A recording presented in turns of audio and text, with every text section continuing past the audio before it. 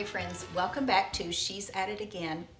I know I've done a recipe on hummus before, and as everybody knows, hummus is made with chickpeas, also known as garbanzo beans. But if you don't have those in your pantry and you don't even know what they are and you don't even want to go out and find them, did you know that you can make hummus with navy beans? And I figure you're probably thinking, yeah, but what's the difference? What's the difference in that and garbanzo beans? As far as the taste, nothing. As far as being easy to fix, it's easy. So let's make some hummus with navy beans. So I soaked my navy beans overnight, and you don't even have to do that. You can put them in a slow cooker with water, just water, no salt, no seasoning, no nothing. Put dry beans in there because navy beans in a can are actually a little bit hard to find around here. I don't know about where you live, but I've looked for them twice now in different stores, and they have all other kind of beans, but not navy beans. I don't know why, but you can buy them in their dried form. Super inexpensive, easy to fix. So I cooked these until they were nice and tender. Have them in a saucepan here. And I have my Vitamix blender. I'm going to make it in that, but you can use a food processor. You can use whatever you have. If you just have a fork and want to mash it all up, that's perfectly fine, because really the beans are the only thing that has much of a texture to it. So I'm going to take a slotted spoon and just dip the beans out of here and put in our mixer. We might use the juice from this, but we won't know until the end of it how thick it is.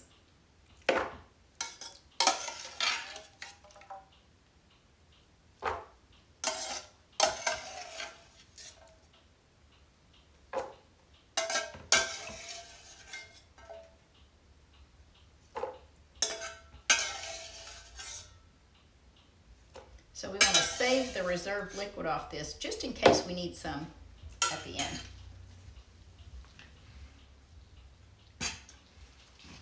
Our next ingredient, and we're not going to puree this until the end, so it's going to be chunky, just layers of stuff until the very end. We're going to get about a clove of garlic. I have the minced garlic. I'm fancy like that. I actually buy this in a great big jar and then just keep emptying out into this little squeezy jar. So if you like a lot of garlic, use a lot. We like garlic a lot, so I'm going to say a hefty size clove of garlic. Next ingredient is paprika, and I just have mine in a jar because I buy it at the store in bulk. When it says a dash, we're talking about just like a little, as kids would say, a piece of a spoonful. We'll also add more to the top because it's so colorful and pretty. We'll sprinkle it over the top of our final product. A half a teaspoon of ground cumin.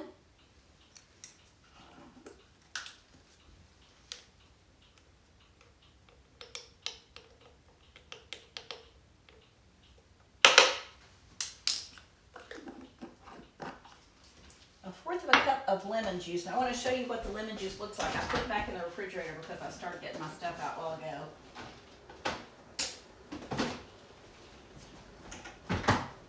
And this has to be refrigerated. But this is the lemon juice that I use. And it's not from concentrate, it's just pure lemon juice. And I like this a lot. So highly recommend that. And I poured out a fourth of a cup of that. I know it sounds like a lot, but this does have a very unique taste to it. And normally when people say it has a unique taste, you're like, I ain't trying that. But when I say unique, I mean it really is very good. But the lemon gives it a lot of brightness. I know they use that word a lot when it comes to lemon, but that's really the only way I can describe it too. It just gives a brightness, just a citrusy flavor to it. But the garlic is definitely the overwhelming flavor in this. We also need a quarter of a cup of tahini. If you are not familiar with tahini, they make several brands. This one's fine. I just got this at my big store in town, but I also just bought some at Kroger the other day. This is ground up sesame seeds. That's all it is. All right, so a quarter of a cup of that. I'm gonna put it in this, whoa, hello. Some tahini is runny and some is like organic peanut butter. You have to kind of dig it out, so it just depends. But a note on tahini, make sure you shake this really, really well before you start pouring it out. Otherwise you'll get a bunch of oil, because sesame seeds do produce oil.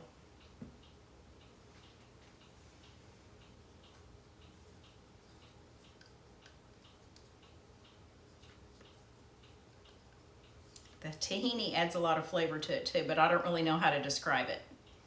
I would say kind of a sesame seed taste. It doesn't make sense, but that's what it is.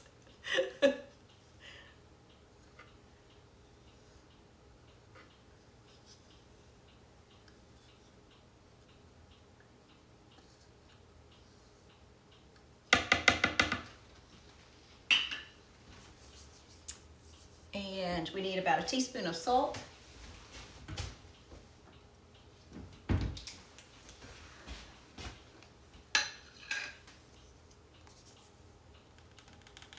You can use anywhere from a half a teaspoon to a full teaspoon, but I find that it needs a teaspoon because I don't use salt when I cook my beans. That prevents them from cooking as quickly. So it definitely needs a full teaspoon of salt.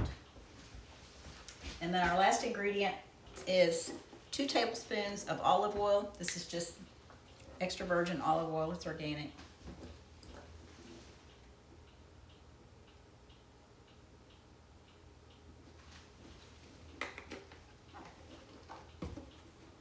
Growing up, I did not know what hummus was. I didn't know what tahini was. I didn't know what chickpeas were. So pretty much this would have been, I mean, we didn't even use a lot of garlic when I was a kid. In the country, you just don't, I don't know why we didn't use garlic. We didn't have spaghetti and stuff like that. We had a lot of roast and chicken and stuff like that. My grandmother cooked a full meal at lunch every day because most of my family were farmers, and when they'd come in for lunch, they were hungry. But if we'd have served them spaghetti, they'd have been looking around like, whose house had we accidentally wandered into? But we didn't have a lot of garlic or anything like that. So this would have been a totally unfamiliar dish to me as a kid. We would have never accidentally tasted hummus anywhere that I'm aware of. But once I did taste it, and once I started making my own homemade, figured out that it was better than what I was getting in a restaurant, that was, yeah, that was my key too. Yes, I love hummus. Now again, I realize I have another recipe for this on my channel, and it's just using chickpeas, and the only difference here is we're using navy beans, but I'm telling you, it's so good. All right, I'm gonna plug this in, and we're gonna puree it until it is smooth.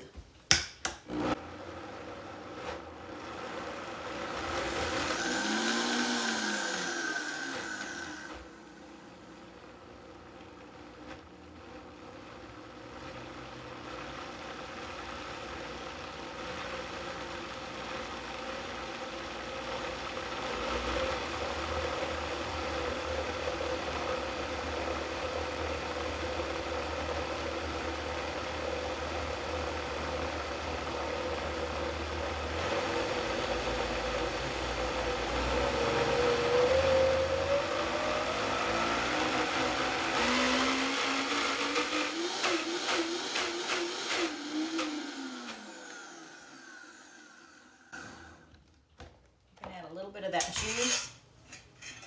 You can tell from the sound of that, it's just a little bit thicker than what it needs to be. Not too bad though.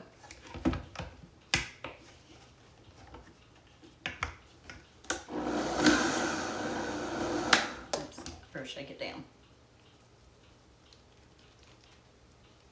Sometimes it gets a bubble down here and it just can't figure out that it needs to let go of the bubble. See if it did.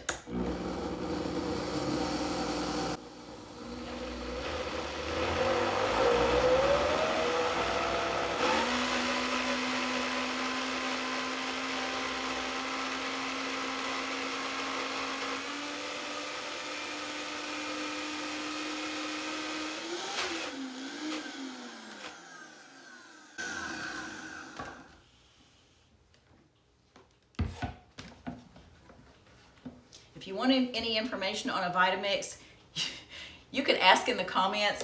I can tell you all kinds of experience with the Vitamix. None of them are bad though. This thing is like a boat motor attached to your blender. It really is phenomenal. Okay, this is what the mixture looks like. When it forms those 4 little mounds, you pretty much know that it's done. Let's get this poured in a bowl. This is probably the hardest part of the whole recipe, is getting it transferred from the mixer into the bowl, because I have blades to work around in there, the mixing blades.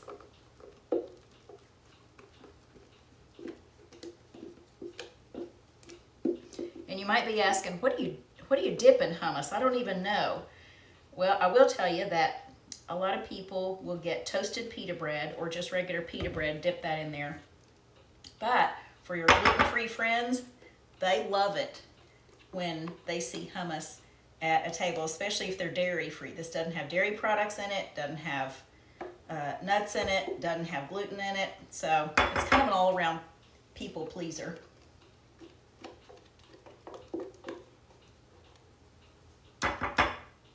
But my favorite thing to dip in this is really sweet carrots. Normally on a platter that's served with hummus, you'll have cucumber slices, tomatoes, celery, carrots, pita bread, stuff like that. Just be sure you don't dip the pita bread into the big bowl or have your guests do that and then have a gluten-free person come along thinking, oh good, gluten-free, and when it's really not, it's been cross-contaminated. So just be cautious about that. Be aware of what all the dietary needs are before you start touting that it's gluten-free.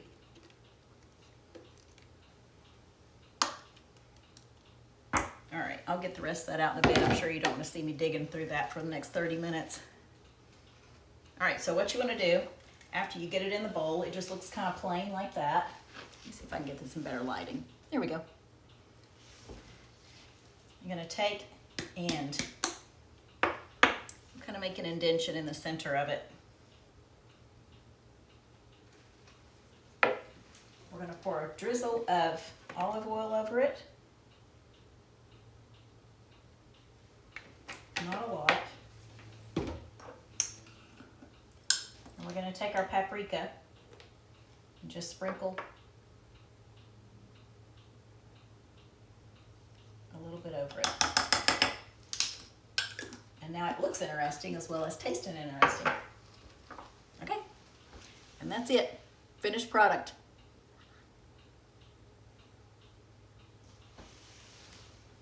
Now, while I work on digging this out, you can check out the recipe in the description, and we hope you give this a try.